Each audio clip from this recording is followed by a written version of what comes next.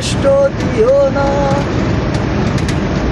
হালে আর পেছনে ছুটতে গিয়ে আমি আর পাইনি আলো দেখা।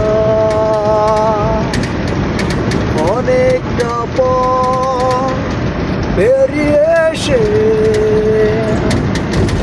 বুঝেছি আমি অবশেষে তুমি আমারই প্রথম, তুমি শেষ ঠিকানা, চাওয়া পাওয়ার তুমি শেষ সীমানা। সন্ধ্যের চোখে দেখেছি তোমায়, বুঝিনি তোমায়।